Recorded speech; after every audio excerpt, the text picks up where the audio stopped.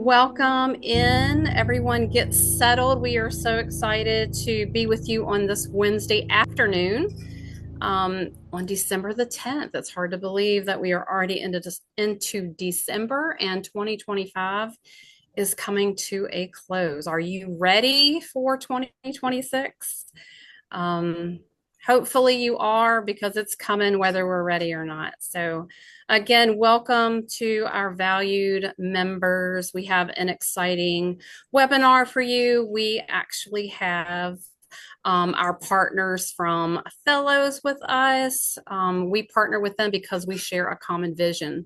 The credit union mission is people helping people, and that's exactly what Fellows Financial Advisory Services, that's their mission as well. So you can definitely trust their advisory services, and they have an array of advisory services. But today we're going to talk about all things crypto, an overview of what we all know as digital currencies. So we're just going to give it a minute and then Jarnika will do introductions. I'll go ahead and introduce myself. I'm Kimberly Fridley, Membership Development Analyst here at the Credit Union. And again, it is an honor and privilege to be hosting you all today. So make yourself at home. We're family. Yes.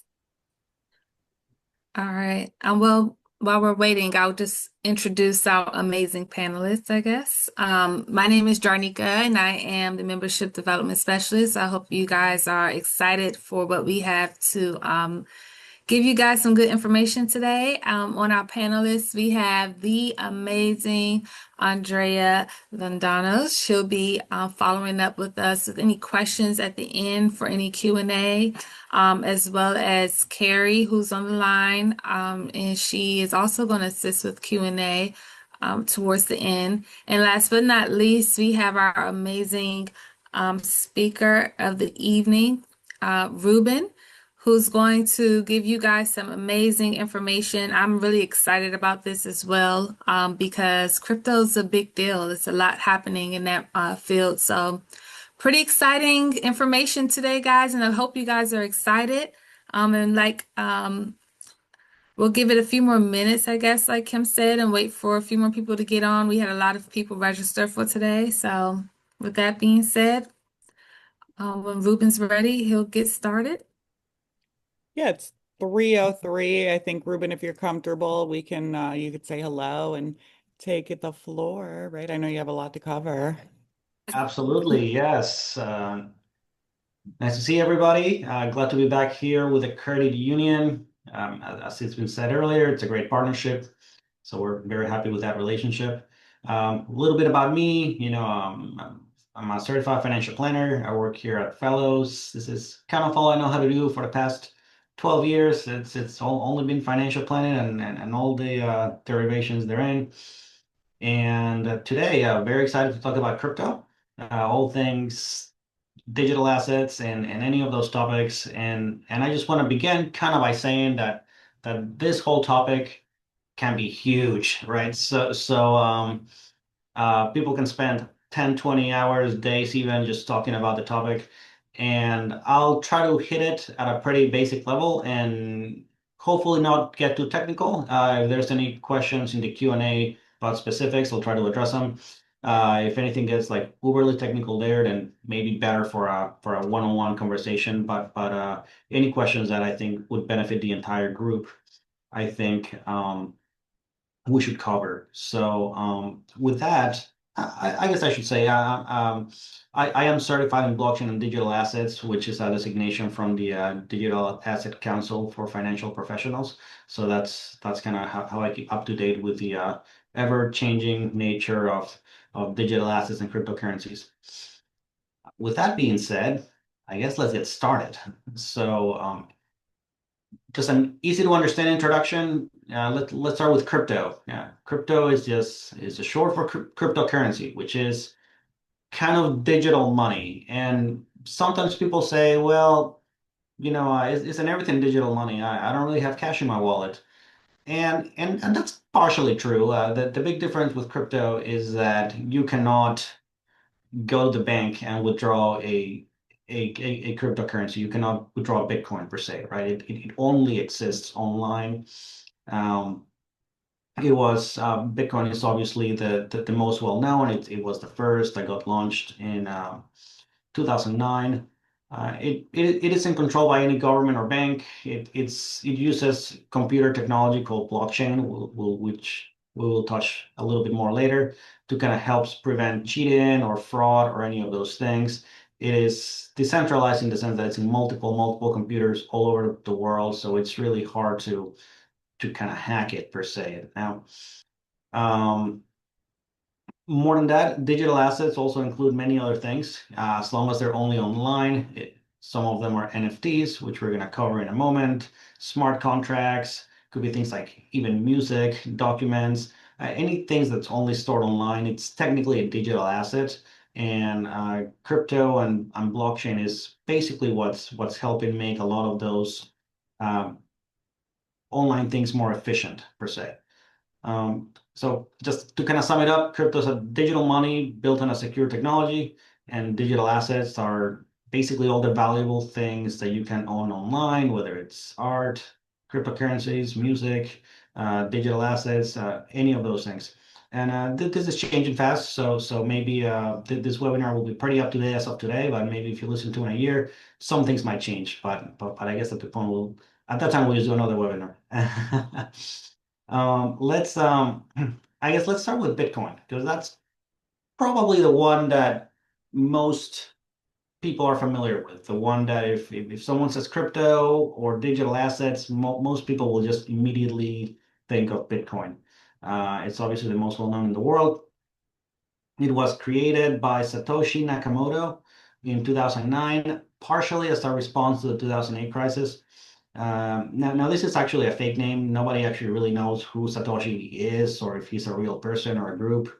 Now, the creators, Satoshi's big idea was to make a kind of money that didn't need banks or computers, just or didn't need banks or governments, just computers and a secure technology called the blockchain, which is just a digital ledger that records every transaction, which basically makes Bitcoin and other currencies secure and transparent.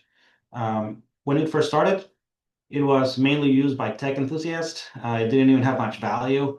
In fact, I have a story. One of the professionals that I work with over at Bitwise, they're a crypto management firm. He at some point had I think 1,000 Bitcoins that he bought pretty cheaply, and then he sold them when they were worth about 50K to start a company. Well, if he would have held on those today, he would probably have close to $9 million in assets. So he he kind of regrets that decision, but that early on, it was really hard to kind of foresee how big this was going to be, right? Um, Anyways, over time, Bitcoin's kind of grown in popularity, just between uses and just the thought of having a currency that's not tied to governments. The price has gone from just a few cents to, I think, as of today, was like $90,000 per Bitcoin, right? Um, Funny enough, there is this the first transaction ever done for Bitcoin was to buy Papa John's pizzas, and they bought two large pizzas for like 200 Bitcoins. So each Bitcoin being 90K, pretty expensive pizzas. So, anyways, those are kind of like little trivia from the past. Today, I guess Bitcoin is accepted by many companies and investors, even many governments, right? Uh, Wall Street pays a lot of attention to it. People buy and sell it just like they do stocks nowadays. So some people actually use it for payments in some countries where there's a lot of instability. Bitcoin has kind of come in as a way to kind of break away from that corruption. Most people nowadays probably see Bitcoin as a form of digital gold. For better or for worse, I'm sure there'll be some questions on that because it's a way to store value, right? Value for the future. So I guess to recap again, Bitcoin started as an experiment in digital money and has really become a global phenomenon, changing the way we think about currency and even financial freedom. I think it's fair to say that no one really thinks Bitcoin will be a currency predominantly. It has really evolved more as to be a store of value. Some people even call it a store of energy because of the way Bitcoin is mined. As mentioned seconds ago, it kind of has its own brand. Now, the next chart I want to show you is kind of who owns most of the Bitcoin. And this might be a little bit shocking. And this data is as of earlier this year. There's only ever going to be 21 million Bitcoins, just ever. After that, there will not be any more mined. We still got about 100 years before the last one is mined. But it's a limited supply, which is why people call it digital gold. Because it's, you can't just print it like you do the dollar per se. Yeah, there is no machine that's just gonna create a bunch of Bitcoins. It's a set supply, and that means has implications. Because right now, who owns most Bitcoins in the world? About 70% is owned by individuals, and that just means people like you and I, people that just bought some Bitcoin because someone told them about it. About a little over 5% still has to be mined, right? So about 2 million Bitcoins left to be mined. There's actually been some lost Bitcoins. About 3 million Bitcoins or so have just been lost. People that forgot their passwords, they left it on a flash drive. Person that I know one knows the password. Loss of money that's just never going to be accessible. Funds, investments make up, about 6%. The original owner, the creator, has kept about 5% too. Businesses and governments are starting to pick it up. And why is this relevant? And it's because if you have a fixed supply of something and more people start buying it, that leads prices to go up, quote unquote, the price of Bitcoin, right? Right now, it's not individuals and big firms that have a lot of Bitcoin. It's just people like you and I, like I said. I know El Salvador just bought I think, $100 million worth of Bitcoin again. The US government has a Bitcoin supply. Ukraine has a lot of Bitcoin. Um, China and the UK actually have quite a bit of Bitcoin too, but it's kind of because they confiscated it.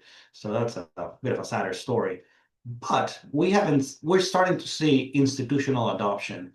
That means companies like Fidelity, Vanguard, Schwab are starting to offer it to the masses. It hasn't been accepted by, say, 401k companies yet. But once that happens, and people can just add into Bitcoin with each paycheck, it's going to keep pushing the price up and up and up because there's only so many of them.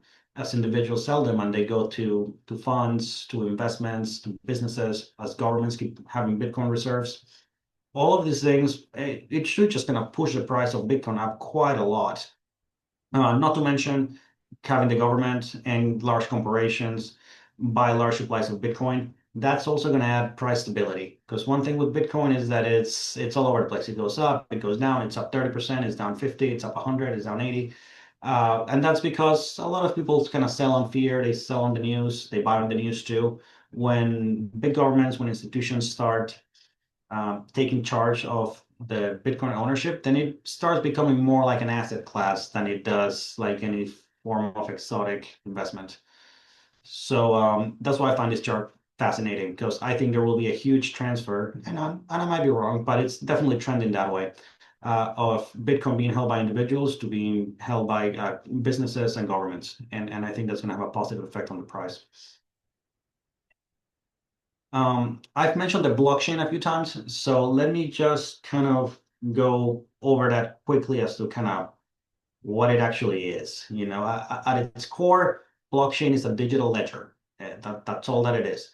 Kind of like a notebook, but it's shared across lots of computers instead of just one person keeping track of transactions. Everyone in the network has a copy, and this is like all over the world. It's literally decentralized. When somebody makes a change, adds information to it, it gets updated all over the world, and that's kind of what people mean by decentralized finance sometimes and decentralized assets. This just makes it hard to cheat or change things since everyone can see what's going on. Now, blockchain technology isn't just for cryptocurrencies like Bitcoin, because Bitcoin is just one of, I guess, many digital assets, and we're going to touch on some of the other ones later. But the blockchain can be used for lots of things. I always like to say that Walmart manages their supply chains with a blockchain because it's just that more transparent, it's that much more efficient, it's that much more secure. Nestle, Coca-Cola, like lots of companies are starting to adopt blockchain technology because it's just honestly the best way to keep track of data. Uh, Banking companies like JP Morgan, Citigroup, a lot of them are turning towards the blockchain to process their transactions because they're quicker, fewer costs and whatnot. Some gaming companies have become popular as far as Atari, which used to be a console back in the day, and now they're kind of still developing video games, but they're not as popular, even though they were the first. And other gaming companies out there, they're developing games on the blockchain and kind of giving you ownership of some of the things in the games. And some gamers really get a kick out of this. Some people might say, "Hey, what's the big deal with gaming?" It's a huge industry in the economy. So the fact that they're turning to technologies like blockchain again is just going to lead to more adoption, is going to lead to more of a mainstream use of these technology.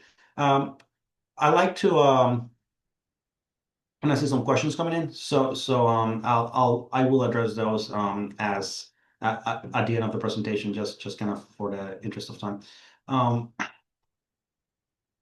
Yeah, there you go. Someone sent me a heart. There we go. Anyway, so that's kind of how the blockchain gets used. Many applications.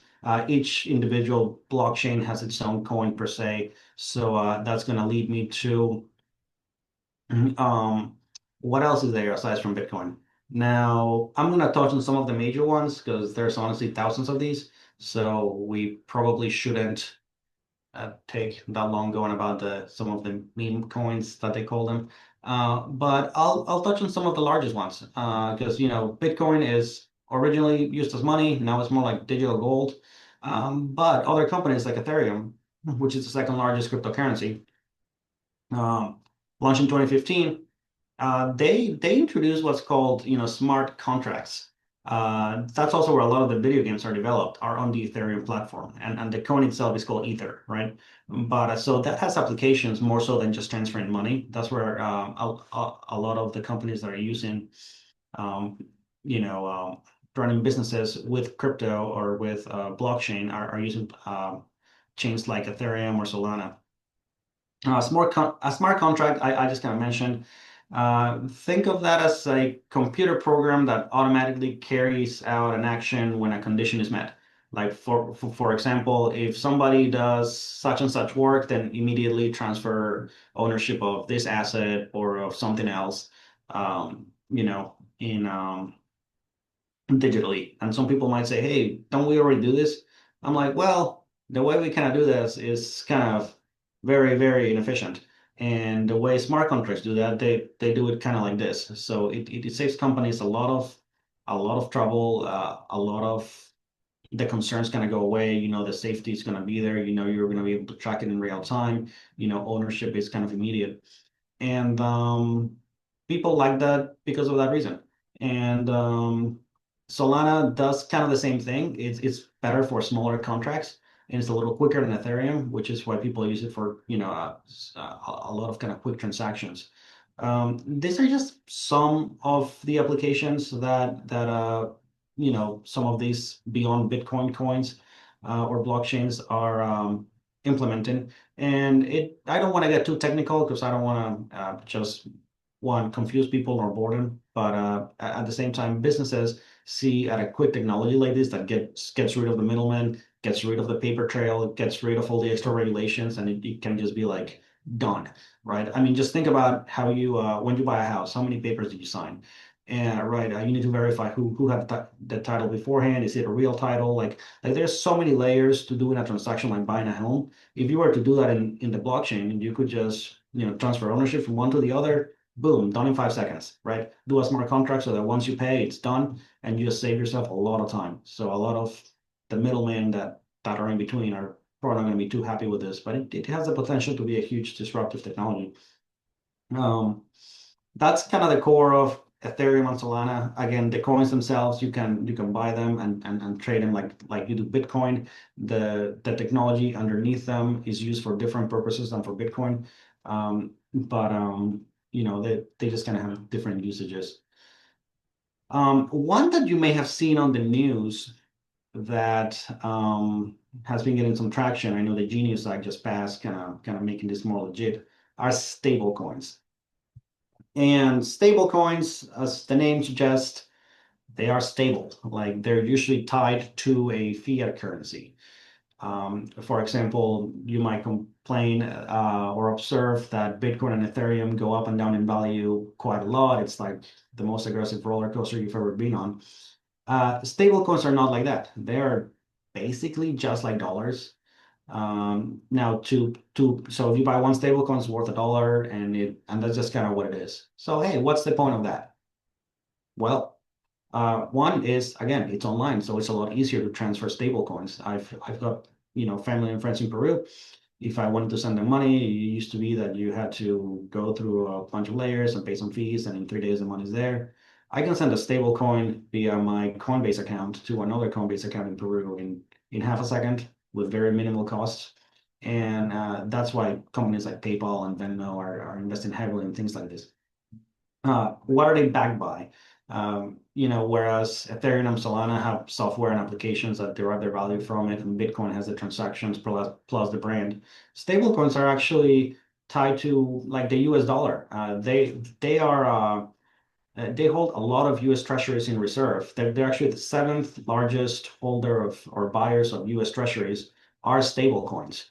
So it's not like, hey, you put $1 here and it's worth nothing. No, no, no. You put $1 in stable coins and it's backed by the US government, basically, as long as those treasuries are good. So again, that kind of leads to more confidence in cryptocurrencies, a different type, but when the government's passing laws about this and making them more accessible to people and even using them themselves, it just gives a lot more robustness to what the future of these digital assets will hold.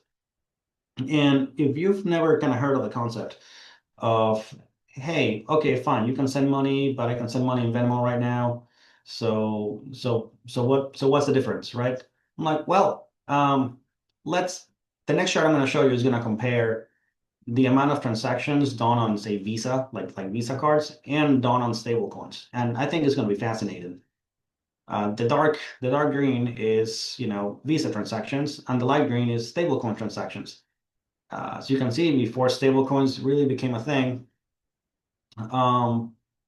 nothing really got on them. 2020, they started picking up.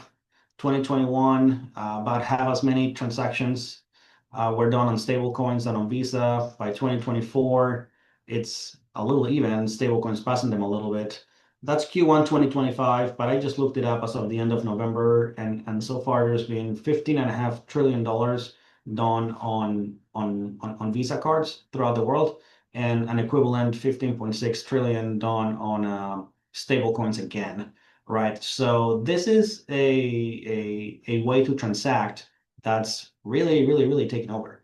And that's really going to have an effect on how we conduct business because traditional modes of paying for things and for operating businesses might become obsolete, kind of like a telegraph. I mean, I'm sure they work, but most people are just going to use an iPhone, right? So I think that's the kind of potential that Bitcoin and digital assets offer is that they're going to kind of rethink or rewire our brains to thinking about money and business in a quicker, easier, more direct way with more security and without without the middleman, which is where a lot of the costs sometimes go. I remember when I sold my house, I had equity of, I forget how much, say $100,000. But by the time I was done paying everyone else, I only got to pocket like 80, right? So it's like, where did $20,000 go? Things like the blockchain technologies and smart contracts are probably gonna keep a lot of more of that money in your pockets and businesses' pockets, and I think it's overall gonna help the economy. Let's talk about crypto safety because that's usually on the news quite a lot, right? Is they were used for this fraud or that, or schemers use Bitcoin. I would say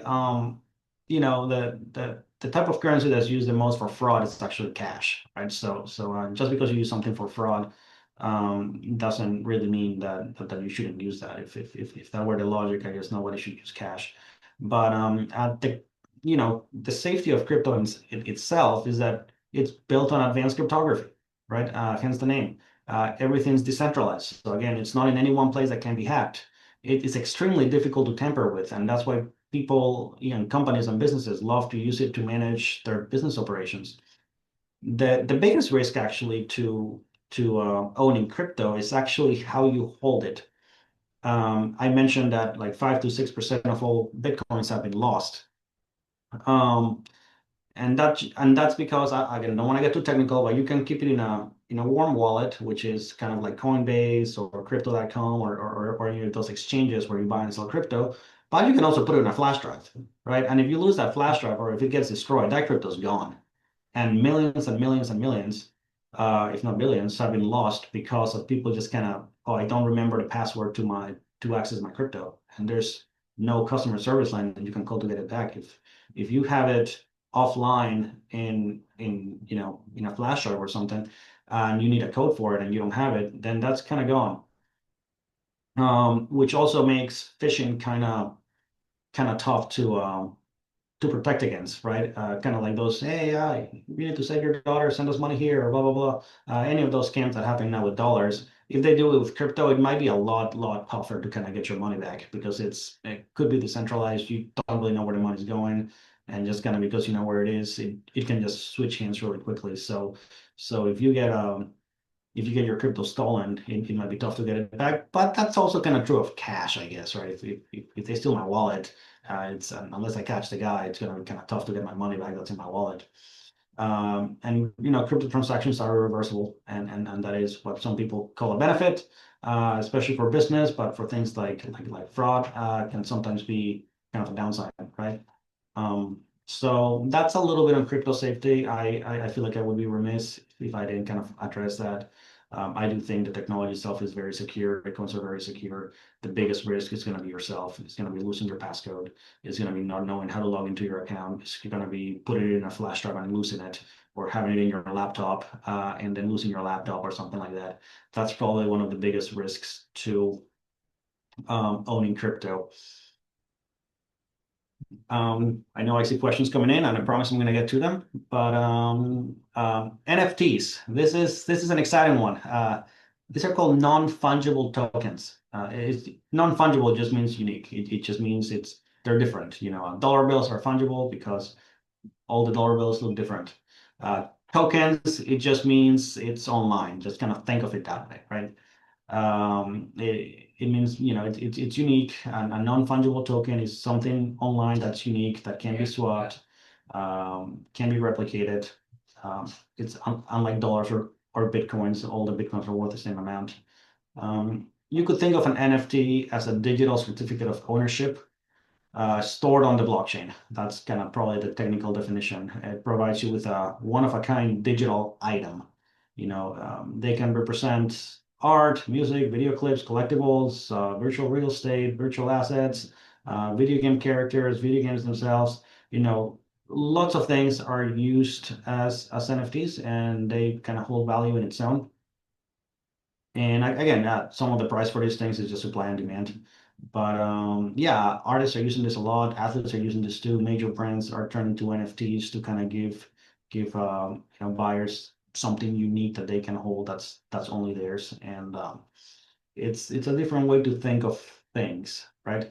They kind of really exploded in popularity when artists and creators realized they could sell their work directly to buyers. Because if you make a lot of these things, you don't need to go through a broker to get your stuff out or a marketing company. You could just kind of sell NFTs directly. I mean, it was even used by some, politicians. They wanted to sell their own NFTs, and they can be used for silly reasons sometimes, but they got a lot of really really good applications.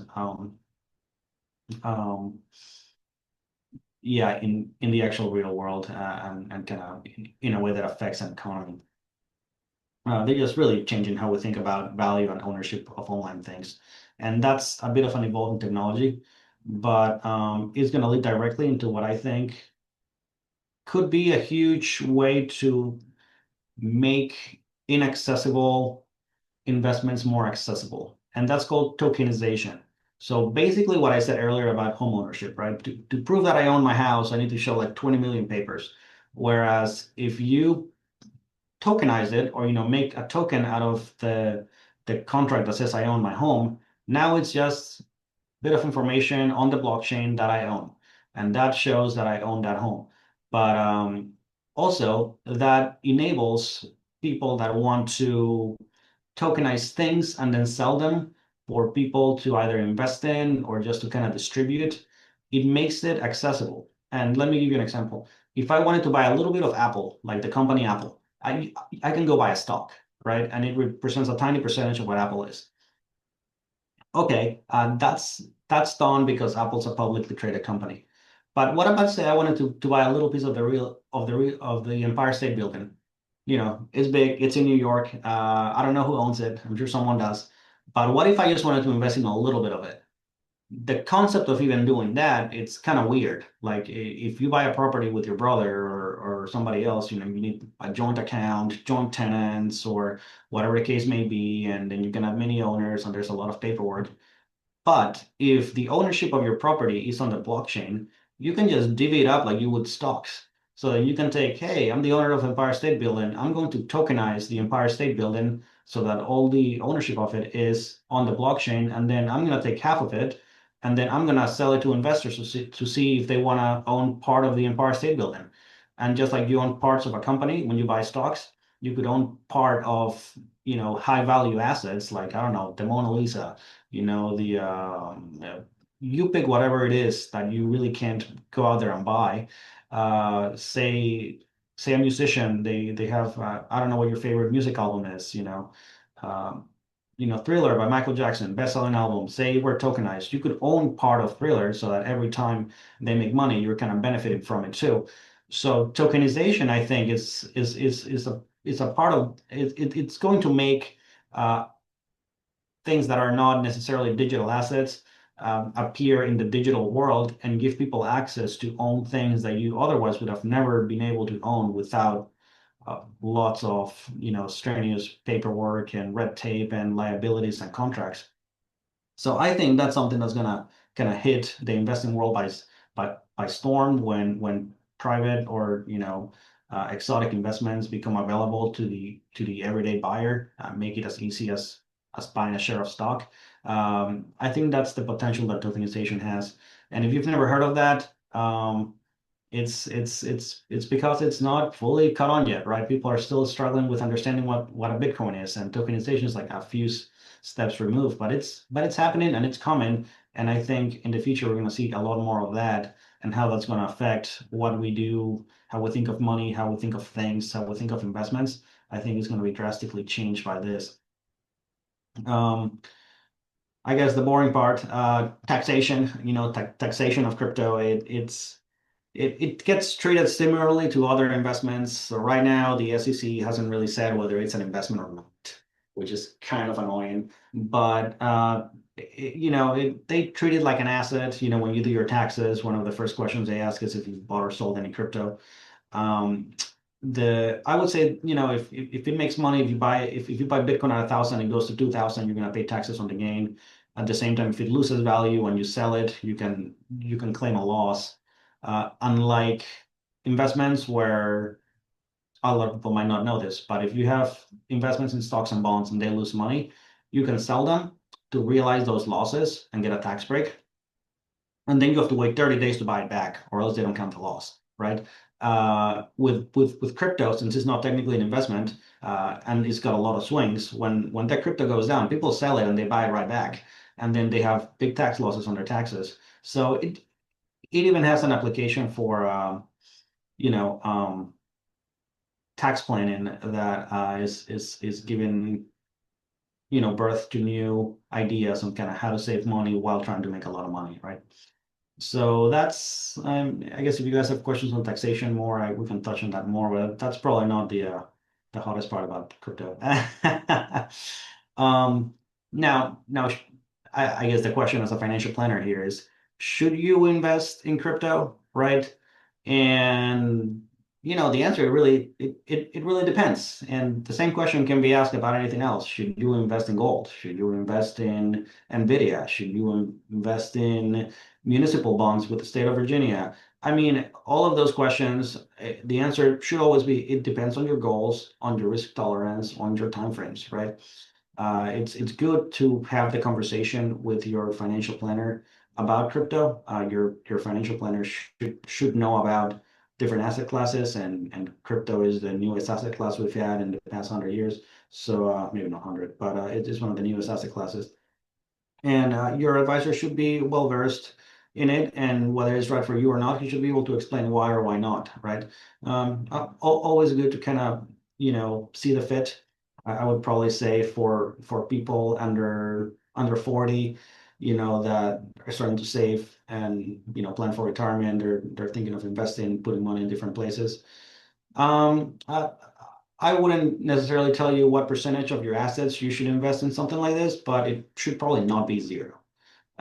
From 40 to like 60, depends on how much money you've got and where you're going in life, and are you gonna have a pension? Then based on the volatility, it it should be dealt with caution. If you're older than that, I would probably say that if you're gonna have crypto, to make sure you don't need it, right? That is not an instrumental part of your plan, because it's a currency that could have steep losses in any one year, and usually people in retirement are already depending on income. So talk to your planner there to see if it's a good fit. But everyone should at least consider it to kind of see what it is. Um, how do you buy it? You can buy it directly in crypto exchanges, kind of like I mentioned before, Coinbase or any of those. And then you kind of just have access to a lot of these. They've made it very easy. If you have Venmo, there is a crypto tab in there. For example, every time I swipe my Venmo credit card, I get 3% crypto cashback, and it just buys Bitcoin and Ethereum directly, right? So a lot of people own it through that. So there's many applications that will buy Bitcoin for you. Uh, Lastly, well, not lastly, you could also buy it through exchange traded funds, which is basically like mutual funds for investment accounts. So just like you buy a fund for the stock market, you can also buy it on that tracks Bitcoin or on that tracks Ethereum, and you just buy it and trade it in your IRA, in your brokerage account, whatever the case may be, and they kind of take care of the custody and whatnot.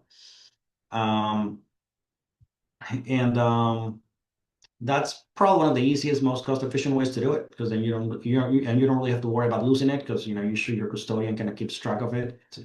But I don't want to go down a rabbit hole. And lastly, that you could invest in companies that invest heavily in things like blockchain and digital assets. Like you might not think about it, but if you're investing in Walmart, if you got Walmart stock, then inadvertently you do have exposure to blockchain technology. If you buy MicroStrategy, if you buy Tesla, these are companies that use the blockchain quite a lot. There's companies that have huge Bitcoin reserves. If you invest in those companies, you're indirectly getting exposure to these technologies. So there's kind of many ways that you can tap into the potential exposure to crypto that's not directly buying crypto. But again, it should be a conversation to have with your financial planner. And um, yeah, I prefer, like, if you're gonna buy it in an investment account, the guys from Bitwise, they've been doing this for the longest time. I'm pretty comfortable with them, and I like their funds. But any of the major brokerage firms, like Fidelity, and then they all have crypto ETFs that you can just buy directly with them at very little to no cost. I guess I kind of just touched on that. How to invest in them. Either directly through ETFs in your accounts, or indirect exposure to companies that are using Bitcoin. I'm sure there's going to be a lot of questions, so thank you for your attention so far, and we can do a rapid fire. Again, if I feel like something might get a little bit too technical, then I'll try to address it first, and then if it's just even more technical than that, then maybe we can just kind of take it offline. If you guys want to have a conversation with me, that'd be fine. But I want to kind of keep it at a understandable kind of layman's term. So if someone's a crypto fanatic there and you want to go 1,000 foot deep, probably let's not do that now because we might confuse everybody else. But that's what I got for you guys as far as crypto goes. Thank you so much, Ruben, for your presentation. It was a great presentation. I've learned so much. But now it's time for questions. So our first question, it was already answered, but I'm just going to ask it again. Will recording be available in the coming days? And to that, Carrie says yes. Yes. Yeah.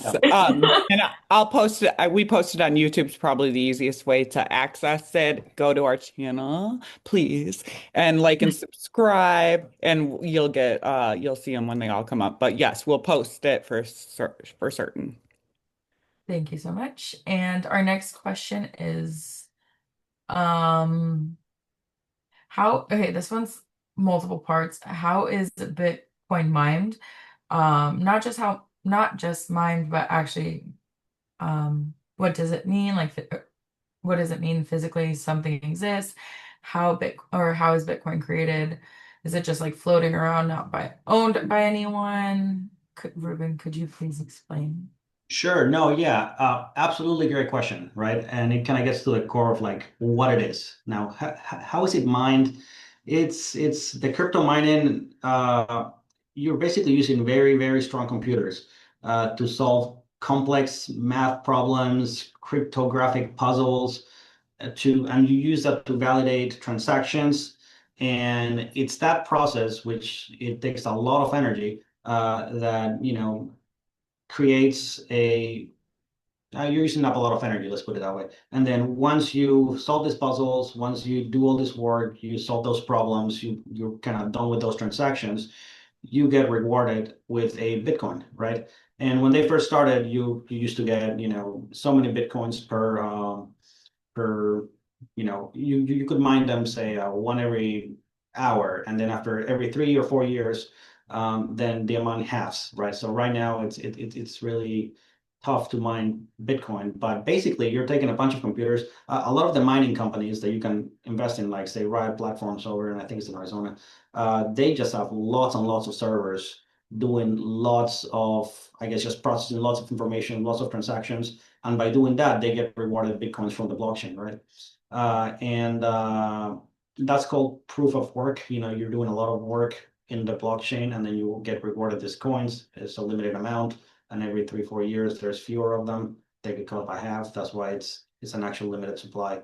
I know that's a bit of a technical answer, but it is mined by lots of computers solving lots of problems on the blockchains, and then you get rewarded, a fixed amount of Bitcoins for your work. Or Ethereum uses a different process now. They switched away from proof of work to proof of stake because of the environment, and they wanted to be more conscious of that. But traditionally, a lot of coins and Bitcoin in particular just gets mined by getting big computers and doing a lot of complex problems that they got to solve on the blockchain.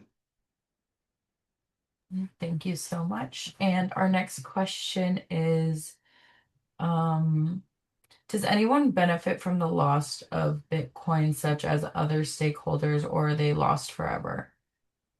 Does anyone benefit from that? Well, yeah, in the sense that I'm guessing like the Bitcoin, like where you lose your password, or there was a guy that had billions of dollars worth of Bitcoin. He was in a helicopter crash, so that's all gone now. Yeah, everyone else benefits when a Bitcoin is lost, and this might be a little tough to imagine, but say you collect cards, say I don't know, say they're Pokemon cards, and say there's only 100 of those cards, right? Then say each one of those cards is worth $100. Okay, if one of those gets lost, then the remaining 99 are going to go up in value a little bit because now there's fewer of them that you can buy. So likewise, if a card is worth, $100 and half of the cards, the total supply of cards is gone, you could expect the price to double. So every time that a crypto is lost and is not being traded, it kind of gets taken out of the 21 million total count. And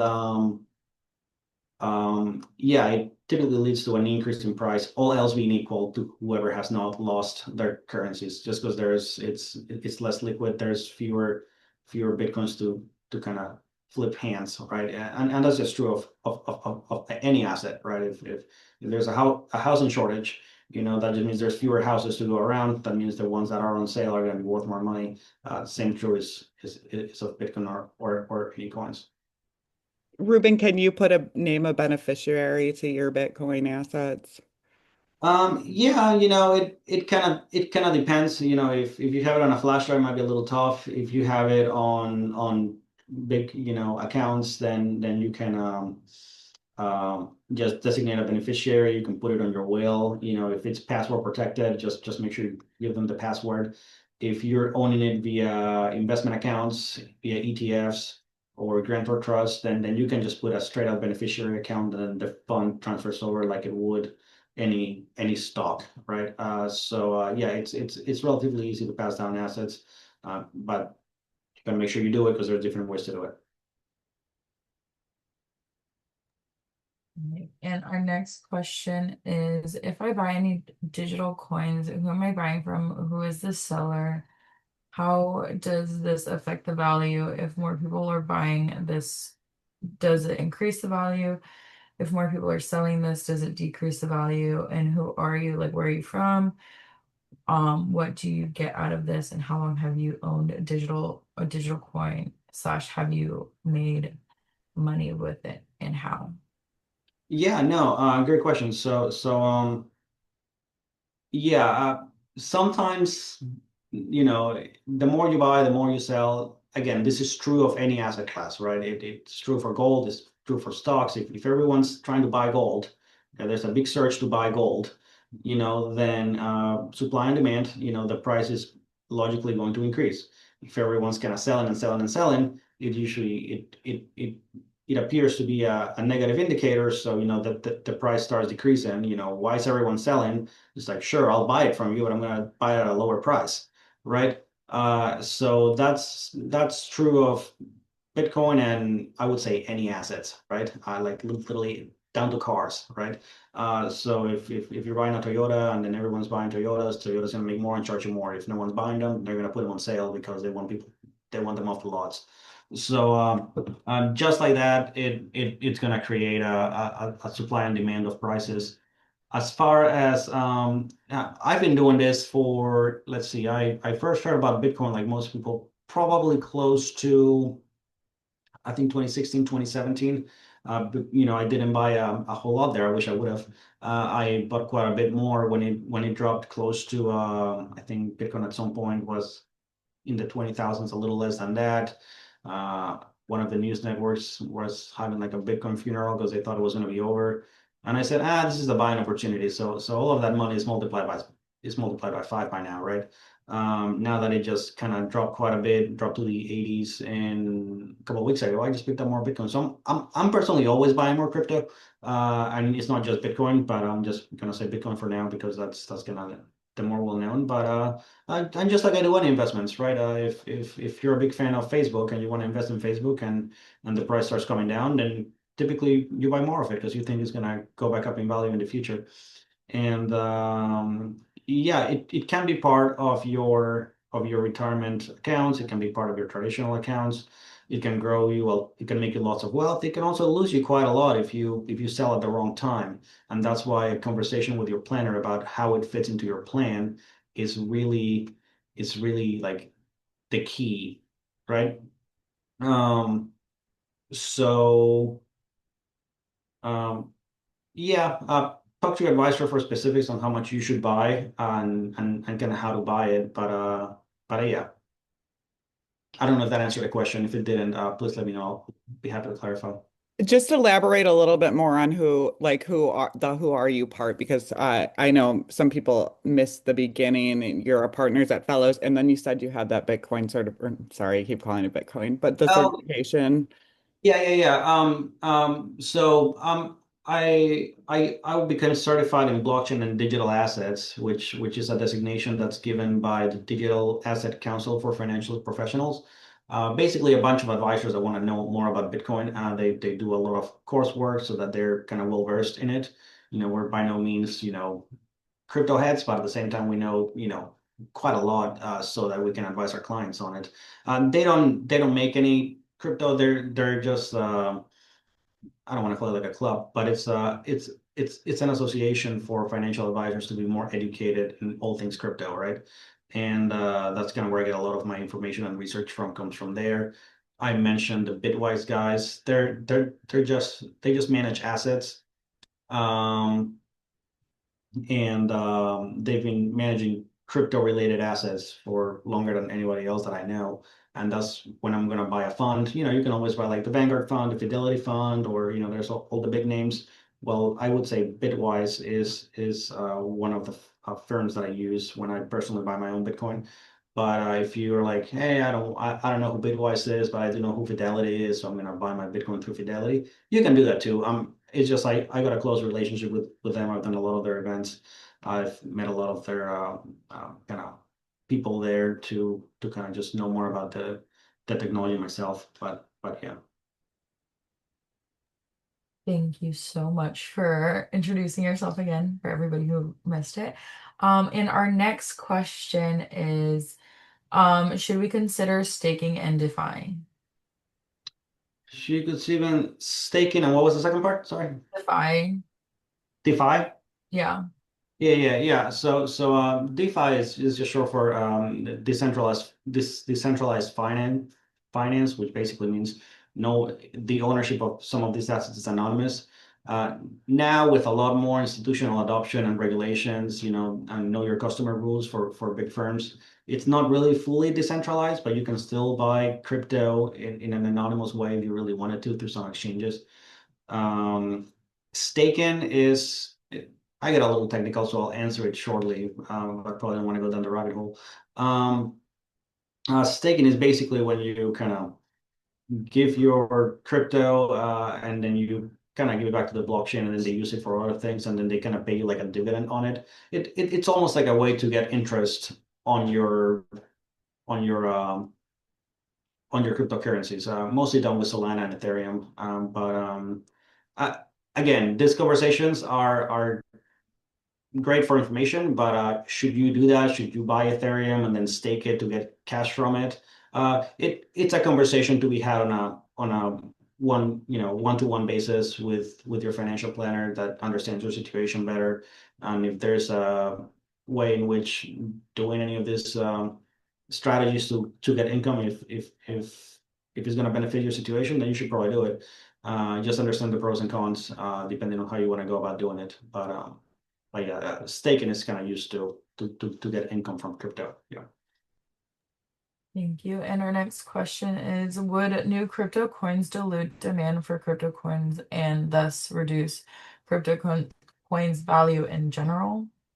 Yeah, and that's a great question because you know just about anyone that's very good at computers can basically create an offshoot of a blockchain and then create their own coin if you want to, like Taylor Swift did it, Donald Trump did it, right? And those don't necessarily have value. Um, Now, if you're talking about a specific coin, like, you know, there's only going to be so many Bitcoins per se, right? So that's like a fixed amount. But if you're like, hey, well, there's Bitcoin, there's Ethereum, there's Solana, there's, you know, all the other ones, and you can just keep creating more and more and more and more.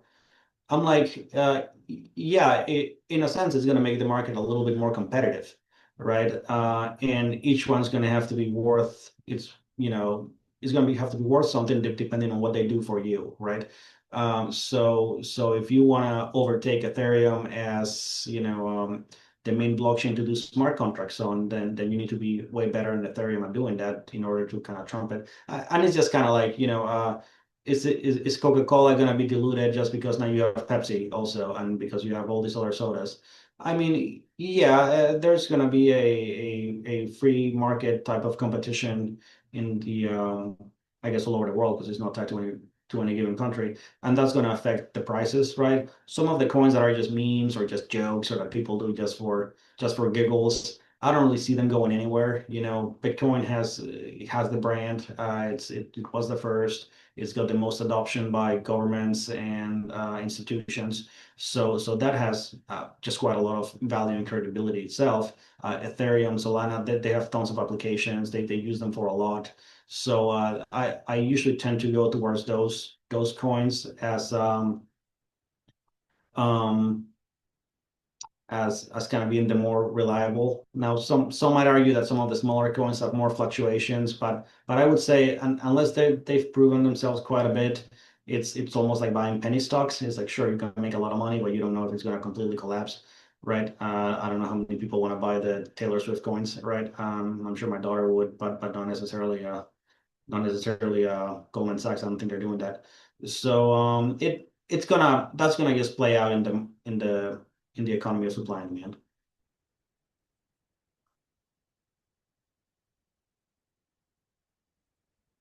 Right. Our next question is, what does the person who creates a new Bitcoin get in return? Can anyone create a Bitcoin? If you've got the computer power to do it, you could. Like it used to be a lot easier, right? Because you used to get a lot more Bitcoins when you mined them.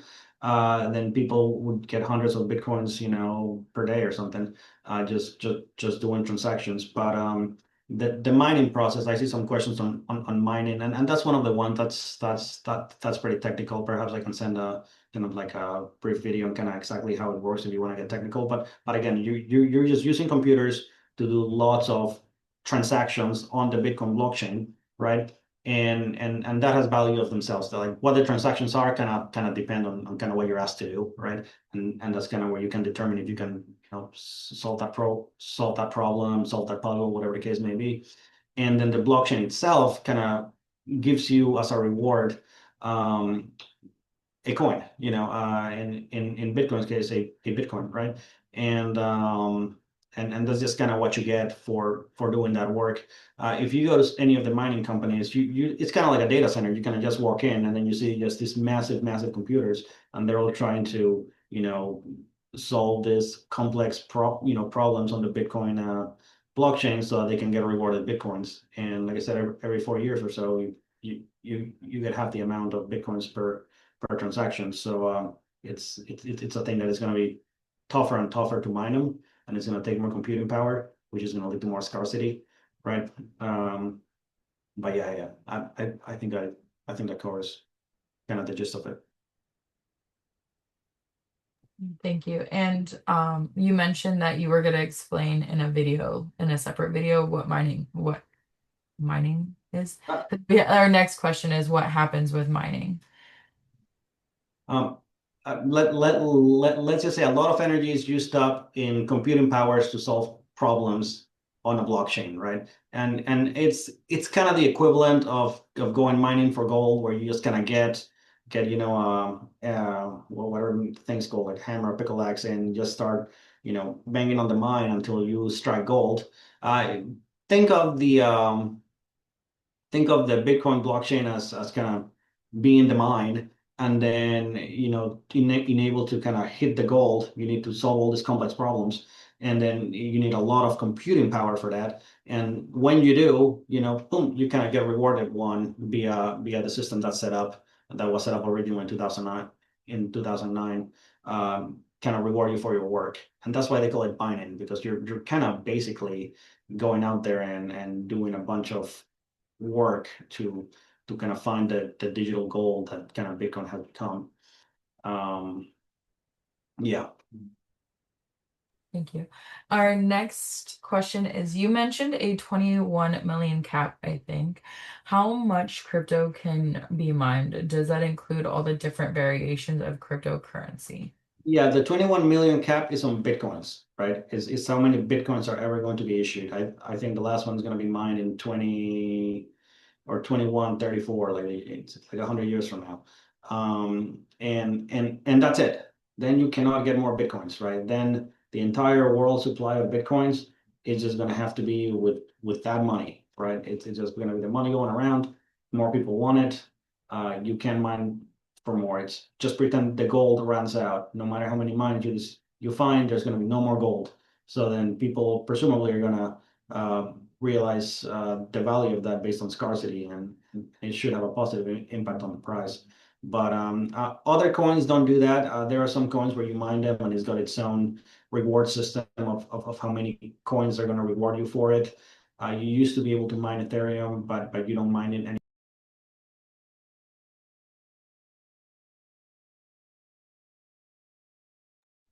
Did we lose Ruben or did I? Oh, I think I was muted. Did I? Can you guys hear me now? Yes, and we only missed a Okay. second. Got it. Yeah, I mean, there are other coins, for example, Ethereum used to be mined also almost the same way as Bitcoin, but kind of like I mentioned, takes a lot of energy and resources to do that. So now they switched to a different type of reward system for Ether coins. And that is not an unlimited supply, or that is not a limited supply. It's technically unlimited in the sense that you can always kind of get more, but Ethereum kind of works differently in that to run things on Ethereum, you kind of have to burn through the coins themselves, and you're using that as kind of like the gasoline to kind of run all these programs. So it kind of controls the supply of Ethereum coins in a way that say the US dollar or any other fiat currency don't. Right? They just kind of print more of that with a kind of restraint. So different coins have different ways of being rewarded and produced. It's not all mining nowadays, and that's why I said it can get a little technical, and it can really open a can of worms as to how does Solana do it, how does this one does it, how does that one do it, and yeah, but for Bitcoin is mining. And I believe those are all the questions. If anybody, Carrie, Jarnika, do you guys see any questions that I might have missed? I think you're right.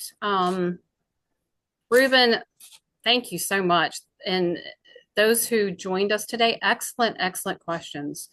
And we were so happy to have the subject matter expert here on all things cryptocurrency.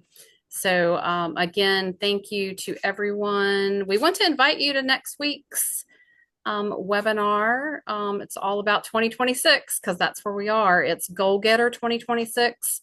Do you need a financial reset for the new year? If you do, you're going to want to join this webinar next Wednesday night at 6 o'clock. We're going to talk about, discover how to set achievable goals, stay organized, and just build better money habits in our final webinar of the year for 2026. So I just want to invite you to that and see if Carrie, do you have anything you want to say, or Jarnika?